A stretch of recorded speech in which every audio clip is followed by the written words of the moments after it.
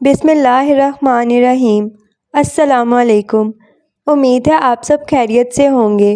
آج جو ناول ہم شروع کرنے والے ہیں وہ ہے آب حیات۔ اگر ویڈیو پسند آئے تو لائک اور شیئر ضرور کریں اور ہمارے چینل کو سبسکرائب کریں۔ بیل آئیکن پریس کرنا نہ بھولیں تاکہ ہماری نئی آنے والی ویڈیو سے آپ باخبر رہیں۔ آئیں شروع کرتے ہیں ناول۔ نیو یارک میں واقع امریکہ کے سب سے بڑے میڈیا ڈسٹرکٹ مڈ ٹاؤن مین ہیٹن کے کولمبس سرکل میں واقع ٹائم وارنر سینٹر کی عمارت کے سامنے کھڑے پیٹرس ایباکا کی آنکھیں خوشی کے آنسوؤں سے چمک رہی تھیں۔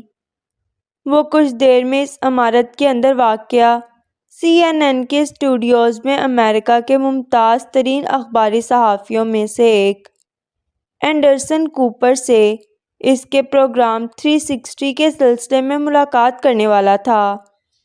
اینڈرسن کوپر 2 ہفتے بعد کانگو میں بارانی جنگلات کے حوالے سے ایک پروگرام کرنے جا رہا تھا۔ اس نے انگلینڈ اور یورپ کے اخبارات میں پیٹرس ایباکا کے انٹرویوز اور پگمیز کی بقا کے لیے چلائی جانے والی اس کی مہم کے بارے میں بنیادی معلومات لینے کے بعد اپنی ٹیم کے ایک فرد کے ذریعے اس سے رابطہ کیا تھا۔ ایباکا کو یہ اندازہ نہیں تھا کہ اینڈرسن کوپر کی طرف سے ملنے والی اس کال نے اس کی زندگی اور موت کے حوالے سے بھی فیصلہ کر دیا تھا۔ مگر تاخیر بس تھوڑی سی ہوئی تھی۔ اس کی نگرانی کرنے والے لوگوں سے ایک سراسیمگی اور بدحواسی پھیلی تھی۔ ان لوگوں میں جنہوں نے یہ طے کرنا تھا کہ اب اچانک CNN کے منظر میں آ جانے کے بعد وہ فوری طور پر ایباکا کا کیا کریں۔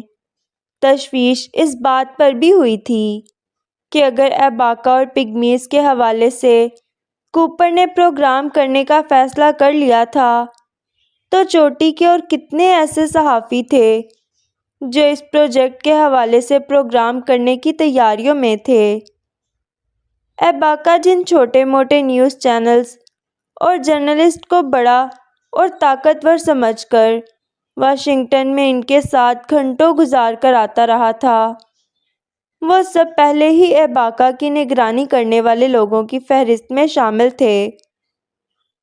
ان سے ایباکا کے حوالے سے پہلے ہی بات کر لی گئی تھی اور انہیں اس پروجیکٹ اور اس ایشو کی کوریج کے حوالے سے اسٹیٹ ڈپارٹمنٹ کی ہدایات بھی پہنچائی گئی تھیں کہ امریکی مفادات کے لیے اس پروجیکٹ کے حوالے سے کوئی منفی خبر کی کوریج اور رپورٹ کس قدر نقصان دہ ہو سکتی تھی، اور ان چھوٹے چینلز اور نیوز جرنلسٹ کو تابع کرنا آسان تھا۔ CNN جیسے بڑے ادارے کو بھی امریکن مفادات کو ہر چیز پر بالاتر رکھنا کی سوچ کے تابع رکھنا مشکل نہیں تھا، مگر مشکل تھا تو ان نیوز جرنلسٹ کی عالمی مقبولیت اور پہنچ پر کنٹرول رکھنا جو CNN پر جب بھی کسی ایشو کو کتنا بھی امریکی مفادات کو بالاتر رکھنے کی پالیسی کے باوجود اٹھاتے، وہ دنیا میں کسی نہ کسی نئے تنازع کو جنم دے دیتے۔ اور یہاں بھی ایباکا کو مانیٹر کرنے والے لوگوں کو اچانک درپیش آنے والا چیلنج یہی تھا۔ اگر وہ پروگرام کوپر ایباکا سے پہلے پیش کرنے کا ارادہ نہ کر چکا ہوتا تو CIA کے لیے کوپر کو اسی افیشینسی صحافت سے روکنے کا واحد حل یہ تھا کہ ایباکا کو اس تک کسی بھی قیمت پر نہ پہنچنے دیا جاتا۔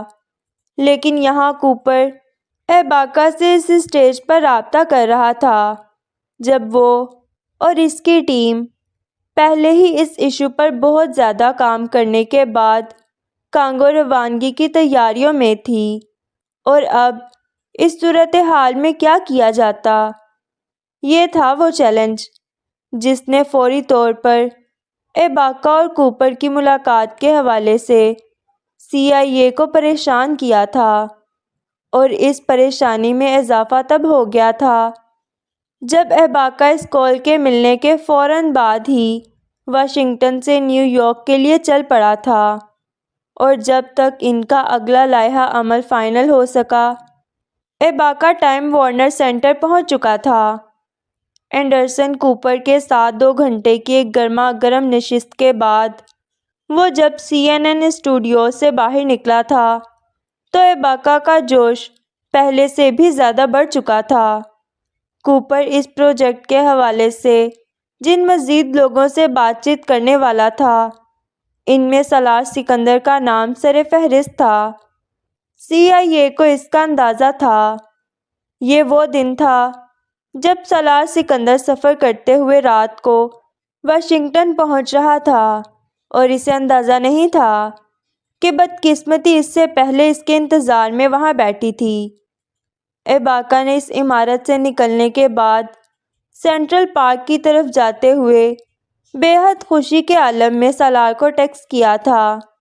وہ اسے بتانا چاہتا تھا کہ وہ اب CNN تک رسائی حاصل کر چکا تھا اور کوپر ہی کے حوالے سے اسے واشنگٹن کے CNN اسٹوڈیوز میں اسی کی ٹیم کے چند اور لوگوں سے بھی ملنے کا موقع مل گیا تھا اور ایباکا 7ویں آسمان پر تھا۔ وہ ٹیکسٹ بہت لمبا تھا، اس میں اور بھی بہت کچھ تھا، اور پیٹرس کا جوش و خروش وہیں ختم نہیں ہوا تھا۔ اس نے اس بہت لمبے ٹیکسٹ کو کرتے کرتے ای میل کر دیا تھا۔ سالار سکندر اس وقت اپنی فلائٹ پر تھا اور کچھ گھنٹوں کے بعد وہ جب واشنگٹن اترا تھا تب تک اس کے رابطوں کے تمام ذرائع زیر نگرانی آ چکے تھے۔ پیٹرس ایباکا کی وہ آخری ای میل سالار سکندر کو اس کی موت کے بعد ملی تھی، لیکن ان لوگوں کو سالار سکندر کے جہاز اترنے سے بھی کئی گھنٹے پہلے مل گئی تھی، جو پیٹرس ایباکا کی زندگی اور موت کے حوالے سے فیصلہ کر رہے تھے۔ بعض اوقات کسی شخص کی زندگی کسی دوسرے کی موت بن جاتی ہے اور کسی دوسرے کی موت کسی اور کی زندگی۔ ایباکا کی موت کے فیصلے نے CIA کی فوری طور پر سالار سکندر کو مار دینے کی حکمت عملی بدل دی تھی، ورنہ اس سے پہلے سالار سکندر کو بینک کے ہیڈ کوارٹرز میں ہونے والے مذاکرات کے بعد اس کے انکار اور معاملہ حل نہ کرنے کی صورت میں ایک حادثاتی موت کا سامنا کرنا تھا۔ اینڈرسن کوپر سے ایباکا کی ہونے والی اچانک ملاقات نے CIA کو یکدم پسپا کر دیا تھا۔ وہ ایباکا اور سالار دونوں کو اکٹھا نہیں مار سکتے تھے، شاید مارنے کا سوچ ہی لیتے اگر اتفاقی طور پر دونوں ایک ہی وقت میں امریکہ میں موجود نہ ہوتے، اور وہ بھی 2 قریبی شہروں میں۔ وہ ایسا کوئی رسک نہیں لے سکتے تھے کہ کسی تفتیش شروع ہونے کی صورت میں ایباکا اور سالار کی طبی اموات کے درمیان کوئی اور قدرتی تعلق نکال لیا جاتا۔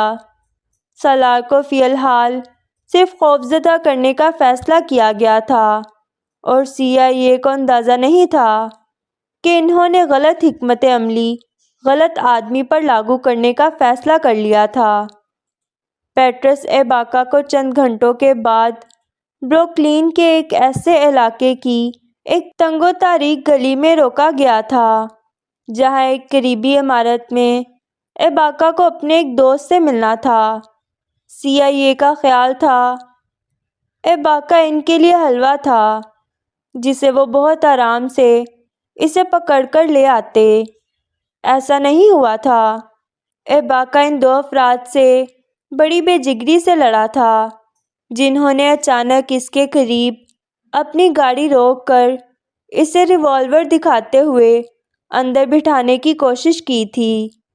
اس نے ساری زندگی امریکہ کی مہذب دنیا میں مہذب طور طریقوں کے ساتھ گزاری تھی، لیکن جنگل اور جنگلی زندگی اس کی سرشت اور جبلت میں تھی۔ اپنا دفاع کرنا اسے آتا تھا۔ وہ ان تربیت یافتہ گماشتوں کے قابو میں نہیں آیا تھا۔ پستہ قامت ہونے کے باوجود وہ سخت جان اور مضبوط تھا، پٹتا اور پیٹتا رہا تھا۔ لڑتے لڑتے ریوالور ایباکا کے ہاتھ میں آ گیا تھا، اور ایک بار ریوالور ہاتھ میں آنے پر اس نے آؤ دیکھا نہ تاؤ ان دونوں افراد پر گولیاں چلا دی تھیں۔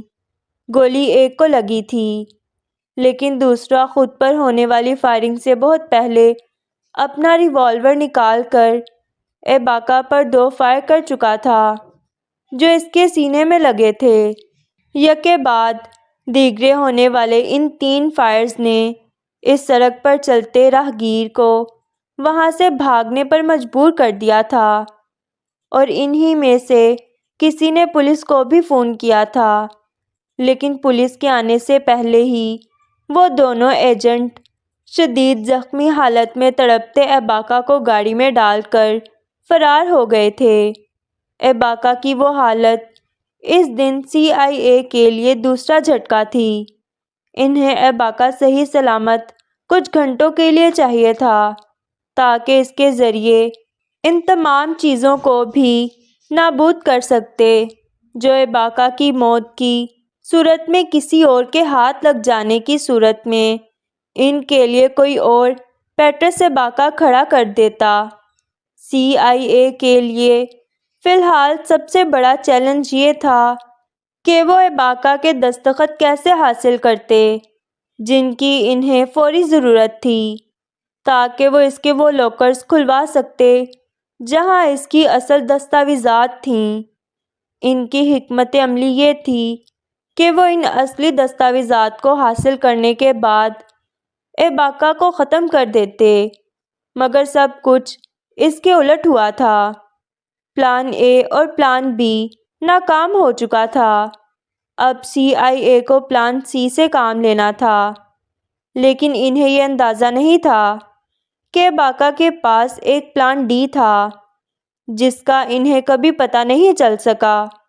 وہ کانگو میں اپنی ایک گرل فرینڈ کے پاس ایک وصیت چھوڑ کر آیا تھا۔ سالار جس رات واشنگٹن کے لیے روانہ ہوا تھا، اس کے اگلے دن امامہ کی گائناکولوجسٹ نے اسے فون کیا تھا۔ امامہ کے معائنے کی تاریخ 3 دن بعد کی تھی۔ اس کی امریکن ڈاکٹر نے اسے اسی دن ایمرجنسی میں آنے کے لیے کہا تھا کیونکہ اسے کسی میڈیکل کیمپ میں شرکت کے لیے اگلے 1 ہفتے کے لیے گھانا میں رہنا تھا۔ اس کی سیکریٹری نے امامہ سے کہا تھا کہ وہ اپنی تمام اپائنٹمنٹس ری شیڈیول کر رہی ہے، اور اس نے امامہ کو آج کے دن کا کہا تھا۔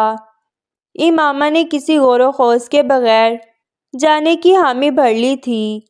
وہ اسے ایک معمول کی بات سمجھ رہی تھی، اور اس میں اس کا کوئی قصور نہیں تھا۔ اگر سالار سکندر CIA کے ہاتھوں بے بس ہو رہا تھا تو امامہ تو کوئی شے ہی نہیں تھی۔ وہ ہمیشہ کی طرح جبریل اور عنایا کے ساتھ ہیڈی کو بھی ہسپتال لے کر گئی تھی۔ وہ کنشاسا کے بہترین اسپتالوں میں سے ایک تھا کیونکہ وہاں پر زیادہ تر غیر ملکی ملٹی نیشنل کمپنیز اور سفارتکاروں کا علاج ہوتا تھا۔ سالار اس وقت اپنی فلائٹ پر تھا، اور امامہ کا خیال تھا وہ جب تک واشنگٹن پہنچتا وہ اس سے بہت پہلے واپس گھر آ جاتی، لیکن وہ واپس گھر نہیں آ سکی تھی۔ اس کی ڈاکٹر نے اس کا الٹرا ساؤنڈ کرنے کے بعد کچھ تشویش کے عالم میں اسے کہا تھا کہ اسے بچے کی حالت اب نارمل محسوس ہو رہی ہے۔ اس نے اسے بتایا تھا کہ اسے کچھ اور ٹیسٹ کروانے ہوں گے اور ساتھ اسے کچھ انجیکشن بھی لینا ہوں گے۔ ڈاکٹر نے اسے فوری طور پر ہاسپٹل میں کچھ گھنٹوں کے لیے یہ کہہ کر ایڈمٹ کیا تھا کہ انہیں اس کو زیر نگرانی رکھنا تھا۔ اسے ایک کمرے میں شفٹ کیا گیا تھا، اور جو انجیکشن امامہ کو دیے گئے تھے وہ درد بڑھانے والے انجیکشن تھے۔ امامہ کو گھر سے غائب اور سالار اور اپنی کسی اور فیملی ممبر سے رابطہ منقطع رکھنے کے لیے CIA کے پاس اس سے بہترین حل نہیں تھا کہ اس بچے کی قبل از وقت پیدائش عمل میں لائی جائے۔ امامہ انجیکشن لگوانے سے پہلے ہاسپٹل کے کمرے میں ہی ہیڈی، جبریل اور عنایا کو لے آئی تھی۔ اس وقت بھی اس کا یہی خیال تھا کہ چند گھنٹوں میں وہ واپس گھر چلی جائے گی، لیکن اسے پہلی بار تشویش تب ہوئی تھی جب اسے درد زیادہ ہونا شروع ہو گیا تھا اور ڈاکٹر نے اس کی تصدیق بھی کر دی تھی کہ انجیکشن کے ری ایکشن میں شاید انہیں بچے کی زندگی بچانے کے لیے فوری طور پر دنیا میں لانا پڑے گا۔ وہ پہلا موقع تھا جب امامہ بری طرح پریشان ہوئی تھی۔ وہاں کنشاسا میں گھر کے چند ملازموں کے علاوہ ان کا کوئی ایسا ہلکا احباب نہیں تھا جنہیں وہ ایسے کسی بحران میں مدد کے لیے پکارتے یا جن پر بھروسہ کرتے۔ ان کا جتنا میل ملاپ تھا وہ سرکاری اور غیر ملکی تھا۔ فوری طور پر امامہ کی سمجھ میں یہ بھی نہیں آیا تھا کہ وہ بچوں کو کہاں بھیجے۔ اس کی ڈاکٹر نے اسے مدد کی پیشکش کی تھی کہ وہ بچوں کو اپنے گھر رکھ سکتی ہے، لیکن امامہ کے لیے تو یہ ناممکن تھا۔ وہ اپنی اولاد کے بارے میں جنون کی حد تک محتاط تھی اور خاص طور پر جبریل کے حوالے سے۔ یہ غیر فطری نہیں تھا۔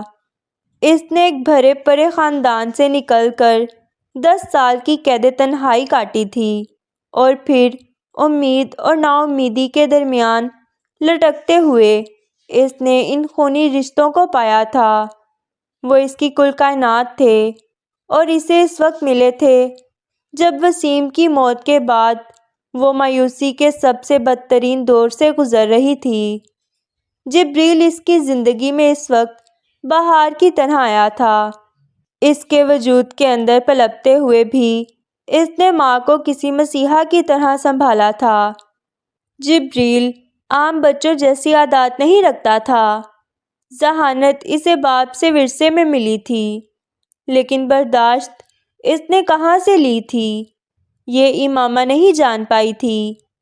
اس کے دونوں بچے ہی ضدی اور شرارتی نہیں تھے، لیکن جبریل میں ایک عجیب سی سنجیدگی اور سمجھداری تھی جو اس کے معصوم چہرے پر بلا کی سجتی تھی۔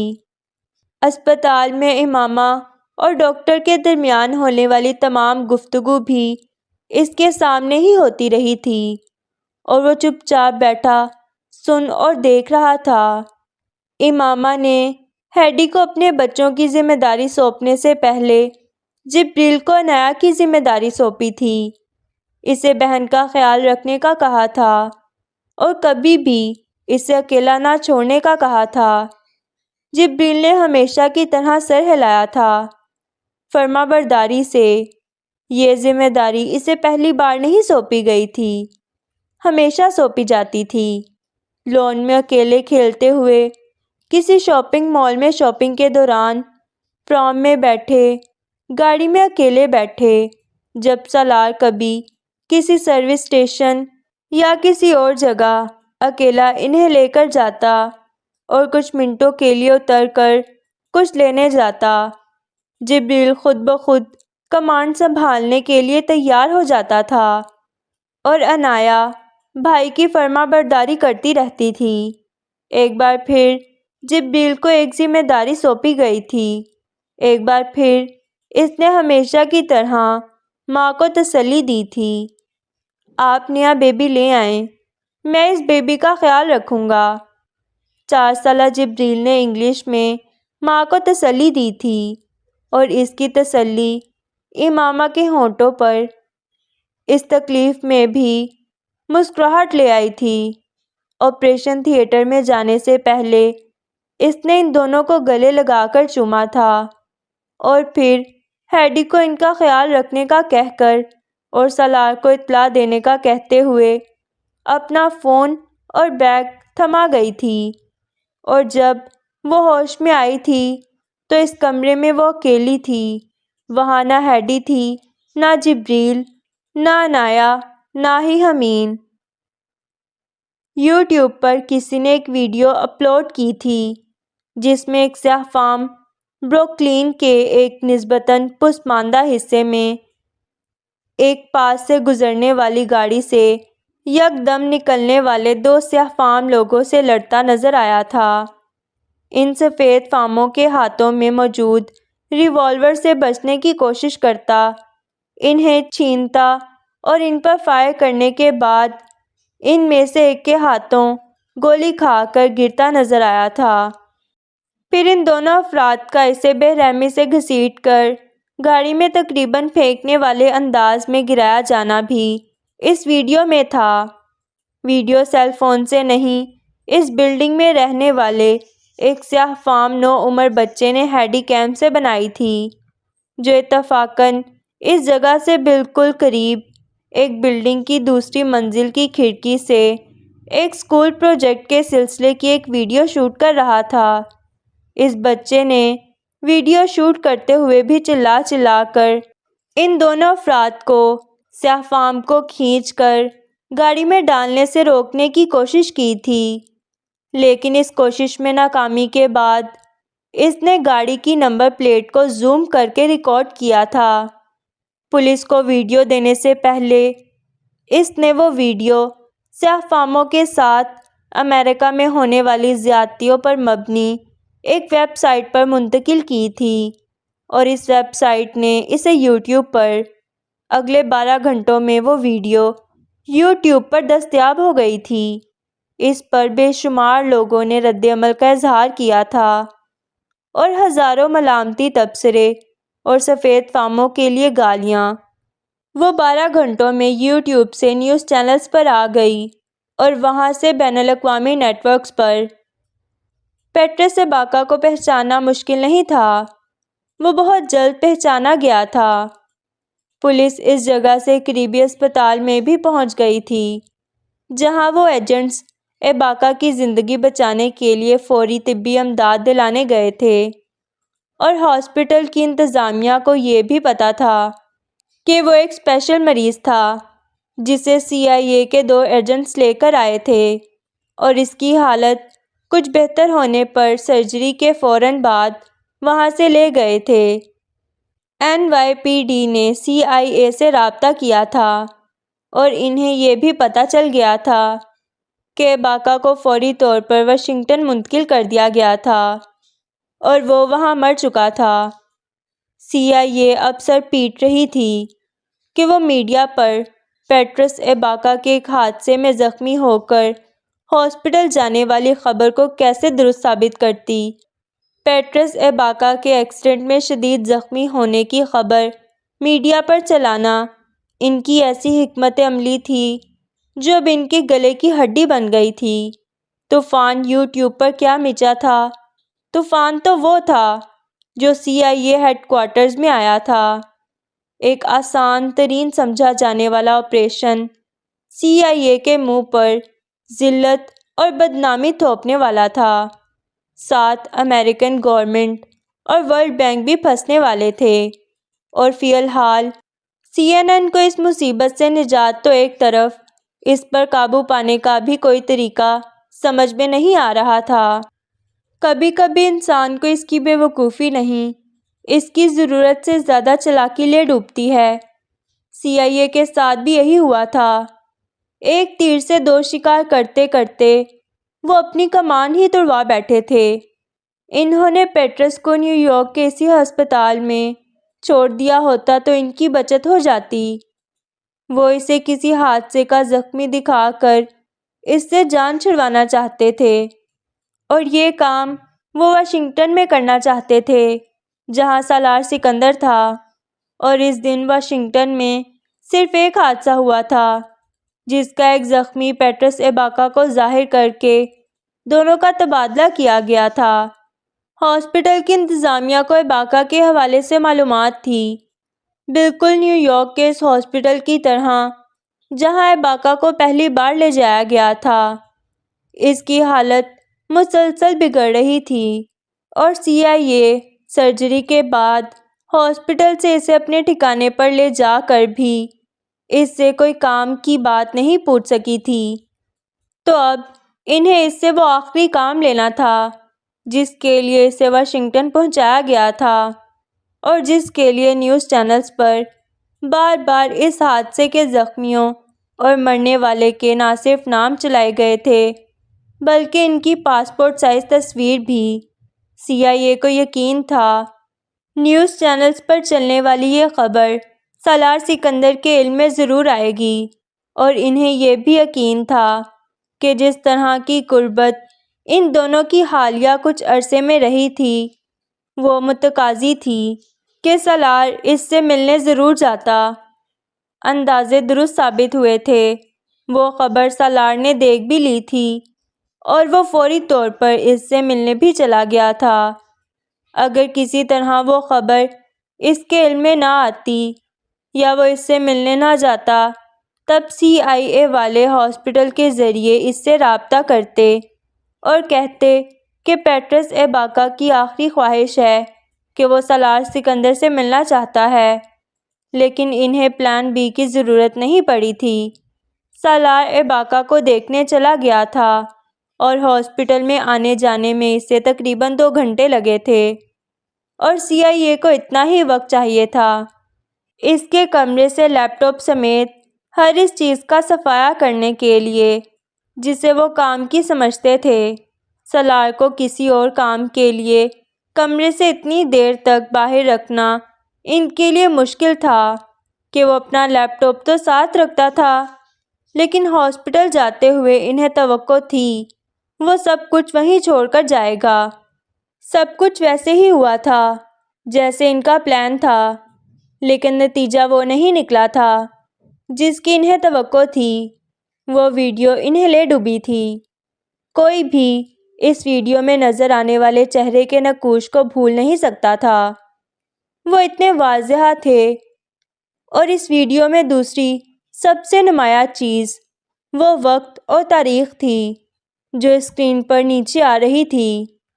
وہ اس پیٹرس ایباکا کی شناخت نہیں بدل سکتے تھے، اور وہ واشنگٹن کے ہسپتال میں بظاہر حادثے میں زخمی ہو کر آنے اور مرنے والے ایباکا کی شناخت بھی نہیں بدل سکتے تھے۔ وہ نیوز چینلز پر ایباکا کی تصویریں نہ چلوا چکے ہوتے اس حادثے کے فوراً بعد شدید زخمی فرد کے طور پر، تو شاید CIA یہی کرتی اور ایباکا کو واشنگٹن کے اس ہسپتال سے فوری طور پر واپس نیو یارک منتقل کر دیا جاتا۔ لیکن وہ ایک غلطی کے بعد دوسری نہیں، تیسری چوتھی غلطی بھی کر بیٹھے تھے۔ اینڈرسن کوپر کی ٹیم نے پیٹرس ایباکا کی مشکوک حالت میں موت کے بعد ان پیغامات اور ای میلز کو اور اس ویڈیو میں نظر آنے والے وقت کو چیک کیا تھا۔ وہ سب پیغامات اور ای میلز جن میں ایباکا نے کوپر کے شو میں شرکت سے معذرت کرنے کے ساتھ ساتھ کسی قسم کی معاونت سے بھی انکار کیا تھا، وہ اس ویڈیو کے 2 گھنٹے بعد کے میسج تھے، اور اس وقت کے جب نیو یارک کے ہاسپٹل میں ایباکا کی سرجری ہو رہی تھی۔ اور ایسے پیغامات صرف کوپر ہی کو نہیں، ان دوسرے پروگرامز کے میزبانوں کو بھی کیے گئے تھے، یا صحافیوں کو جن سے ایباکا پچھلے کچھ دنوں سے مل رہا تھا اور پگمیز کے مسئلے کو سامنے لانے کی درخواست کر رہا تھا۔ اینڈرسن کوپر نے ایک نیوز پروگرام میں پیٹرس کے ان پیغامات اور اس کی ویڈیو کی ٹائمنگ کو پوائنٹ آؤٹ کیا تھا، اور پھر اس نے نیو یارک اور واشنگٹن کے 2 ہاسپٹلز کے معتبر ذرائع کا حوالہ دیتے ہوئے یہ راز کھول دیا تھا کہ ان دونوں ہاسپٹلز میں اسے داخل کرنے والے CIA سے تعلق رکھتے تھے۔ پیٹرس ایباکا کی موت کی وجہ کیا ہو سکتی تھی؟ کون اسے مار سکتا تھا اور کیوں مار سکتا تھا؟ اس کو صرف وہ شخص بتا سکتا تھا جس کا نام ایباکا کوپر کے سامنے کئی بار لے چکا تھا، جو واشنگٹن میں اس سے ملنے کے لیے آنے والا واحد ملاقاتی تھا، اور جس نے اپنی شناخت ایباکا کے رشتہ دار کے طور پر ظاہر کی تھی۔ امریکہ کے ہر نیوز چینل پر اس رات سالار سکندر کا نام اس حوالے سے چل رہا تھا، اور ہر کوئی سالار سے رابطہ کرنے میں ناکام تھا۔ 4 سالہ جبریل نے اپنے خاندان کو درپیش آنے والے اس بحران میں جو رول ادا کیا تھا وہ اس نے زندگی میں کئی بار ادا کرنا تھا۔ یہ اس ننھے سے بچے کو تب علم نہیں تھا۔ امامہ کے جانے کے بعد ہیڈی کو اچانک خیال آیا تھا کہ امامہ اسے گھر سے کچھ چیزیں لانے کا کہہ کر گئی تھی جو نوزائیدہ بچے اور اس کے لیے ایک بیگ میں گھر پر پہلے ہی پیک کر کے رکھی ہوئی تھیں، اور وہ ہیڈی سے ان دونوں بچوں کے لیے کھانے پینے اور ان کے کپڑوں کے لیے بھی کہہ کر گئی تھی، کیونکہ اسے بچوں کو گھر واپسی نہیں بھیجنا تھا جب تک سالار نہ آ جاتا۔ اس نے ہیڈی سے کہا تھا وہ ان بچوں کو ہاسپٹل میں ہی کسی فیمیل اٹینڈنٹ کے پاس چھوڑ کر گھر سے یہ چیزیں لے آئے، یا پھر گھر میں موجود کسی اور ملازم کی مدد لے، لیکن وہ بچوں کو کہیں نہیں لے جائے گی۔ ہیڈی کو ماما کی یہ ہدایات یاد نہیں رہی تھیں۔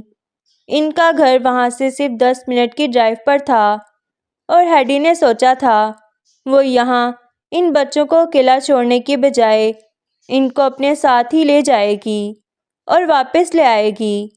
جبریل نے ساتھ لے جانے کی اس کوشش کے جواب میں صاف انکار کرتے ہوئے اسے یاد دلایا تھا کہ ممی نے اس سے کہا تھا وہ وہیں رہیں گے، وہ انہیں ساتھ نہیں لے جائے گی۔ ہیڈی کو یاد آ گیا تھا، اس نے دوبارہ اسٹارٹ نہیں کیا تھا۔ وہ جبریل کو بہت اچھی طرح جانتی تھی۔ 4 سال کی عمر میں بھی وہ کسی طوطے کی طرح ماں باپ کی باتیں رٹ کر پھر وہی کرتا تھا، اور مجال تھی کہ وہ کسی دوسرے کی باتوں میں آ کر امامہ یا سالار کی طرف سے ملنے والی ہدایات فراموش کر دیتا۔ ہیڈی انہیں امامہ کی ڈاکٹر کی اسسٹنٹ کے پاس چھوڑ کر فوری طور پر گھر چلی گئی تھی۔ اس کی عدم موجودگی میں عنایا کو نیند آنے لگی تھی۔ ڈاکٹر کی اسسٹنٹ نے نیند میں جھولتی ہوئی 2 سال کی اس بچی کو اٹھا کر ایک بینچ پر لٹانے کی کوشش کی، اور جبریل نے اسے روک دیا۔ وہ وہاں سے عنایا سمیت ہٹنا نہیں چاہتا تھا جہاں ہیڈی اسے بٹھا کر گئی تھی، اور جہاں اسسٹنٹ عنایا کو لے جا کر لٹانا چاہتی تھی وہ ایک بغلی کمرہ تھا۔ 4 سال کا وہ بچہ اپنی 2 سالہ بہن کے ساتھ وہیں پبلک میں بیٹھے رہنا چاہتا تھا، کیونکہ اسے کسی اجنبی کے ساتھ کہیں نہیں جانا چاہیے، کسی ایسی جگہ جو دور ہوتی۔ اسسٹنٹ کچھ حیران ہو کر واپس ٹیبل پر گئی تھی۔ وہ ایک انٹرسٹنگ بچہ تھا۔ اس نے اپنی کرسی پر بیٹھتے اسے دیکھتے ہوئے سوچا۔ عنایا اب جبریل کی گود میں سر رکھے سو رہی تھی، اور وہ بے حد چوکنا بیٹھا بہن کے سر کو اپنے ننھے ننھے بازو کے حلقے میں لیے ملاقاتی کمرے میں آنے جانے والوں کو دیکھ رہا تھا، اور تب وہ عورت ان دونوں کے برابر میں آ کر بیٹھی، اور اس نے جبریل کو ایک مسکراہٹ دیتے ہوئے اس کا سر تھپتھپایا، اور جواباً اس بچے کے تاثرات نے اسے سمجھا دیا تھا کہ اسے یہ بے تکلفی اچھی نہیں لگی ہے۔ اس عورت نے دوسری بار سوئی ہوئی عنایا کے بالوں میں انگلیاں پھیرنے کی کوشش کی، تو اس بار جبریل نے اس کا ہاتھ بڑی نرمی سے پرے کرتے ہوئے سرگوشی میں اس سے کہا، "شی از سلیپنگ، یہ سو رہی ہے۔" "اوہ سوری۔" امریکن عورت بظاہر شرمندگی ظاہر کرتے ہوئے اسے دیکھ کر مسکرائی۔ جبریل نے ایک بار پھر اسپورٹ چہرے اور اس کی طرف دیکھے بغیر اس کی مسکراہٹ نظر انداز کی۔ اس عورت نے اپنا پرس کھول کر اس کے اندر سے چاکلیٹ کی ایک بار نکال کر جبریل کی طرف بڑھائی۔ "نو تھینکس۔" جواب چاکلیٹ آگے بڑھائے جانے سے بھی پہلے آ گیا تھا۔ "میرے پاس کچھ کھلونے ہیں۔" اس بار اس عورت نے زمین پر رکھے ایک بیگ سے ایک اسٹفڈ کھلونا نکال کر جبریل کی طرف بڑھایا۔ اس کی سرد مہری کی دیوار توڑنے کی یہ اگلی کوشش تھی۔ جبریل نے اس کھلونے پر ایک نظر ڈالے بغیر بہت شائستگی سے اس سے کہا، "would you please stop bothering us? آپ ہمیں تنگ کرنا بند کریں گی پلیز؟" ایک لمحے کے لیے وہ عورت چپ ہی رہ گئی تھی۔ یہ جیسے شٹ اپ کال تھی اس کے لیے، مگر وہ وہاں منہ بند کرنے کے لیے نہیں آئی تھی۔ انہیں ان دونوں بچوں کو وہاں سے لے جانا تھا، اور ان کا خیال تھا آتے جاتے ملاقاتیوں میں 2 کم سن بچوں کو بہلا پھسلا کر وہاں سے لے جانا کیا مشکل تھا۔ زور زبردستی وہ اپنے لوگوں کے سامنے عنایا کے ساتھ کر سکتے تھے، جبریل کے ساتھ نہیں۔ وہ اب منتظر تھی کہ عنایا کی طرح وہ 4 سالہ بچہ بھی تھک کر سو جائے، پھر شاید ان کو کسی طرح وہاں سے ہٹا دیا جاتا۔ لیکن اسے جبریل کے تاثرات سے اندازہ ہو رہا تھا کہ اس کا سونے کا کوئی ارادہ نہیں تھا۔ وہ 10-15 منٹ بیٹھے رہنے کے بعد وہاں سے اٹھ گئی تھی۔ اسے ان دونوں بچوں کے حوالے سے نئی ہدایات لینی تھیں، اور 5 منٹ بعد جب وہ واپس آئی تو ہیڈی وہاں ان دونوں کے پاس موجود تھی۔ وہ عورت ایک گہرا سانس لے کر رہ گئی تھی۔ وہ ان دونوں کو کوئی نقصان نہیں پہنچانا چاہتے تھے، صرف اپنی نگرانی میں رکھنا چاہتے تھے جب تک امریکہ میں سالار کے ساتھ معاملات طے نہ ہو جاتے۔ امریکہ میں سالار کو اس کی فیملی کے حوالے سے صاف جواب دینے کے باوجود CIA اس کی فیملی پر نظر رکھے ہوئے تھی۔ وہ عورت ایک بار پھر اس وزٹر روم میں کہیں اور بیٹھ گئی تھی۔ عنایا اب جاگ گئی تھی اور باتھ روم جانا چاہتی تھی۔ ہیڈی سے باتھ روم لے کر جانا چاہتی تھی۔ اس نے جبریل کو ایک بار پھر وہیں ٹھہرنے کا کہا تھا۔ وہ نہیں ٹھہرا تھا۔ وہ کسی طرح بھی عنایا کو اپنی آنکھوں سے اوجھل کرنے پر تیار نہیں تھا۔ ہیڈی کو اسے بھی باتھ روم لے جانا پڑا تھا۔ وہ عورت بھی اٹھ کر ان کے پیچھے باتھ روم آئی تھی، اور جبریل نے اس عورت کو ایک بار پھر نوٹس کیا تھا۔ "Why are you stalking us?" تم ہمارے پیچھے کیوں پڑی ہوئی ہو؟ واش بیسن میں ہاتھ دھونے میں مصروف وہ عورت قریبی بیسن میں ہاتھ دھوتی ہیڈی کے ساتھ کھڑے اس بچے کا جملہ سن کر جیسے ایڑیوں پر گھومی تھی۔ نہ بھی گھومتی تو بھی اسے اندازہ تھا وہ بچہ اسے ہی مخاطب کر رہا تھا۔ ہیڈی نے اس عورت کو دیکھا اور معزز خانہ انداز سے مسکرائی، یوں جیسے وہ جبریل کے اس تبصرے سے متفق نہیں تھی۔ لیکن جبریل اسی ناخوشگوار انداز میں اس عورت کو دیکھ رہا تھا۔ 43 سال کی اس عورت نے مسکراتے ہوئے اس 4 سال کے بچے کو سراہا تھا۔ وہ پہلی بار ایک 4 سال کے بچے کے ہاتھوں پسپا ہوئی تھی، اور وہ اسے سراہے بغیر نہیں رہ سکی تھی۔ وہ جن بھی ماں باپ کی اولاد تھا، کمال تربیت ہوئی تھی اس کی۔ ہیڈی ان دونوں کو لے کر وہاں سے چلی گئی تھی، لیکن وہ عورت نہیں گئی تھی۔ وہ ایک بار پھر اس بچے سے وہ جملہ نہیں سننا چاہتی تھی جو اس نے کچھ دیر پہلے سنا تھا۔ بہتر تھا اسے بھیجنے والے اس کی جگہ کسی اور کو بھیج دیتے۔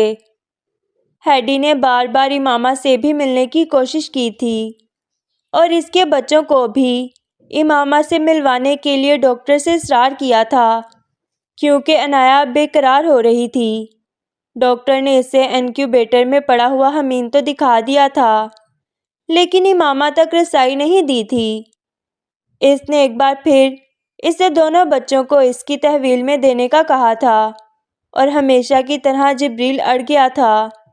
نیند سے بوجھل آنکھوں اور تھکاوٹ کے باوجود وہ عنایا کا ہاتھ پکڑے بیٹھا ہوا تھا، کیونکہ ممی نے اسے عنایا کا خیال رکھنے کو کہا تھا۔ اس نے انکیوبیٹر میں وہ بیبی بوائے بھی دیکھ لیا تھا جسے ممی لینے گئی تھیں، لیکن ممی کہاں تھیں؟ یہ سوال اب صرف اسے ہی نہیں، ہیڈی کو بھی پریشان کر رہا تھا۔ وہ اب کنشاسا میں سالار کے آفس کے ذریعے اس سے رابطہ کرنے میں مصروف تھی، لیکن سالار غائب تھا، اور کانگو میں ورلڈ بینک پر قیامت ٹوٹنے والی تھی۔ صرف ورلڈ بینک پر نہیں، ان مغربی اقوام کے نمائندوں پر بھی، جو کانگو میں استعماریت کے ستون بنے بیٹھے تھے۔ پیٹرس ایباکا اپنی موت کے 24 گھنٹوں میں ہی صرف کانگو کے پگمیز کا نہیں، پورے افریقہ کا ہیرو بن گیا تھا۔ اس خطے نے آج تک صرف بکنے والے حکمران دیکھے تھے، جو اربوں ڈالرز کے کمیشن لے کر اپنے ملک کی ہر چیز بیچنے کے لیے ہر وقت تیار بیٹھے تھے۔ اس خطے نے ہیرو پہلی بار دیکھا تھا، جان دینے والا ہیرو۔ پیٹرس ایباکا ساری زندگی پرامن طریقوں سے جدوجہد کرتا اور اس کا درس دیتا رہا تھا، لیکن اپنی موت کے بعد اس کی جو وصیت منظر عام پر آئی تھی، اس میں اس نے پہلی بار اپنی غیر متوقع اور غیر فطری موت کی صورت میں اپنے لوگوں کو لڑنے کے لیے اکسایا تھا۔ اس جنگل کو بچانے کے لیے انہیں سفید فاموں کو مار بھگانا تھا، چاہے اس کے لیے کچھ بھی کرنا پڑے۔ اپنی اسی وصیت میں اس نے ورلڈ بینک، امریکہ اور ان دوسری عالمی طاقتوں کو شدید تنقید کا نشانہ بناتے ہوئے انہیں ان سب کے خلاف جہاد کرنے کے لیے کہا تھا۔ وہ مسلمان نہیں تھا، لیکن مذہب کا تقابلی جائزہ لیتا رہا تھا اور اسے اپنے لوگوں کے ساتھ ہونے والی ناانصافی اور ظلم کے خلاف بغاوت کے لیے جہاد سے موزوں لفظ نہیں ملا تھا۔ اس نے صرف پگمیز کو مخاطب کیا تھا، صرف انہیں جنگلوں سے نکل کر شہروں میں آ کر لڑنے کے لیے کہا تھا۔ ورلڈ بینک اور ان آرگنائزیشنز کے ہر دفتر پر حملہ کر کے وہاں کام کرنے والوں کو مار بھگانے کا کہا تھا، لیکن اس رات وہ صرف پگمیز نہیں تھے جو ایباکا کی کال پر ورلڈ بینک کے ساتھ ساتھ غیر ملکی آرگنائزیشنز پر چڑھ دوڑے تھے۔ وہ کانگو کے استعماریت کے ہاتھوں سالوں سے استحصال کا شکار ہوتے ہوئے عوام تھے جو باہر نکل آئے تھے۔ کنشاسا میں اس رات کنشاسا کی تاریخ کے وہ سب سے بڑے فسادات ہوئے تھے جن میں کوئی سیاہ فام نہیں، صرف سفید فام مارے گئے تھے۔ ورلڈ بینک کے دفتروں پر حملہ کر کے انہیں لوٹنے کے بعد آگ لگا دی گئی تھی، اور یہ سلسلہ صرف وہیں تک نہیں رکا تھا۔ ورلڈ بینک کے حکام کی رہائش گاہوں پر بھی حملے، لوٹ مار اور قتل و غارت ہوئی تھی، اور ان میں سالار سکندر کا گھر بھی تھا۔ وہ سالار سکندر کا گھر نہیں تھا جسے آگ لگائی گئی تھی، وہ ورلڈ بینک کے سربراہ کا گھر تھا جسے ہجوم نے اس رات تباہ کیا تھا۔ کانگو میں اس رات 150 کے قریب امریکیوں اور یورپ کے لوگوں کو مارا گیا تھا، اور ان میں اکثریت ورلڈ بینک اور دوسری عالمی تنظیموں میں کام کرنے والے افراد اور ان کے خاندان کے افراد کی تھی۔ ورلڈ بینک کے 40 افراد ان فسادات میں مرے تھے، اور یہ 40 لوگ نچلے عہدوں پر کام کرنے والے لوگ نہیں تھے، وہ ورلڈ بینک کی سینئر اور جونیئر مینجمنٹ تھی، اپنی اپنی فیلڈ کے ماہر نامور لوگ جو کئی سالوں سے اس بینک اور اس کے مختلف آپریشنز اور پروجیکٹ سے منسلک تھے، اور جو کانگو میں اس ادارے کے ستونوں کے طور پر کانگو کے طول و عرض میں پھیلے ہوئے تھے۔ ورلڈ بینک کی تاریخ میں پہلی بار ورلڈ بینک کے خلاف فسادات اور اس کے عملے کا قتل عام کیا گیا تھا۔ اس سے پہلے دنیا میں ورلڈ بینک کے افسران کو صرف انڈے، ٹماٹر مار کر یا ان کے چہروں اور کپڑوں پر سرخ رنگ پھینک کر احتجاج کیا جاتا رہا تھا، اور وہ احتجاج کسی اثر اور تبدیلی کے بغیر ختم ہو جاتا تھا۔ وہ مہذب دنیا میں رہنے والوں کا احتجاج تھا، یہ اس غیر مہذب دنیا میں رہنے والوں کا احتجاج تھا جنہیں مہذب دنیا انسانوں سے کم تر سمجھ کر رکھتی تھی۔ اسٹیٹ ڈپارٹمنٹ، ورلڈ بینک اور CIA ہیڈ کوارٹرز میں آپریشن روم کی دیواروں پر لگی اسکرینوں پر تینوں اداروں کے سینئر حکام صرف دم سادے بے بسی کے ساتھ کانگو کے مختلف علاقوں میں ہونے والے ان فسادات کے مناظر کو دیکھ رہے تھے۔ ان کو بچانے کی کوشش ہو رہی تھی، لیکن فوری طور پر کوئی بھی کانگو کے ان فسادات میں عملی طور پر نہیں کود سکتا تھا، وہ زیادہ نقصان دہ ہوتا۔ ورلڈ بینک اور دوسرے اداروں کا جو جانی اور مالی نقصان ہوا تھا وہ پورا کر لیا جاتا، لیکن جو ساکھ اور نام ڈوبا تھا اسے بحال کرنے کے لیے کوئی معجزہ چاہیے تھا۔ ان فسادات کے آغاز سے بالکل پہلے اینڈرسن کوپر نے پیٹرس ایباکا کے ساتھ ہونے والے اس آف کیمرہ سیشن کو اپنے پروگرام میں چلا دیا تھا۔ تب تک اسے یہ اندازہ نہیں تھا کہ اس رات کانگو میں کیا ہونے والا تھا۔ اگر اسے یا ورلڈ بینک کو اس کا رتی بھر بھی اندازہ ہوتا تو وہ ٹیپ شدہ چیزیں بھی نہیں چلتیں۔ اس آف کیمرہ سیشن میں پیٹرس ایباکا نے امریکہ اور ورلڈ بینک پر شدید تنقید کرتے ہوئے انہیں گدھ اور ڈاکو قرار دیا تھا جو کانگو کو نوچ نوچ کر کھا رہے تھے اور کوئی ان کا ہاتھ روک نہیں پا رہا تھا۔ پیٹرس ایباکا کا وہ آخری انٹرویو افریقہ میں لوگوں نے اسٹیڈیم اور چوکوں پر روتے ہوئے بڑی اسکرینوں پر سنا تھا، اور اس کی گفتگو میں ورلڈ بینک کے صرف ایک عہدیدار کی تعریف تھی جو ورلڈ بینک کو اس پروجیکٹ کی انکوائری پر مجبور کر رہا تھا، اور ایسا نہ کرنے کی صورت میں وہ اس پروجیکٹ اور ورلڈ بینک کو چھوڑ دینا چاہتا تھا۔ پیٹرس ایباکا نے اس انٹرویو میں پہلی بار اپنی زندگی کو لاحق خطرات کی بھی بات کی تھی اور یہ بھی کہا تھا کہ وہ طاقتیں جو اسے مار ڈالنا چاہتی ہیں وہ سالار سکندر کو بھی مار ڈالیں گی۔ سالار سکندر کا نام پیٹرس ایباکا کے بعد ایک رات میں افریقہ میں زبان زد عام ہو گیا تھا۔ افریقہ میں ویسی شہرت اور ویسا تعارف پہلی بار کسی غیر ملکی کو نصیب ہوا تھا۔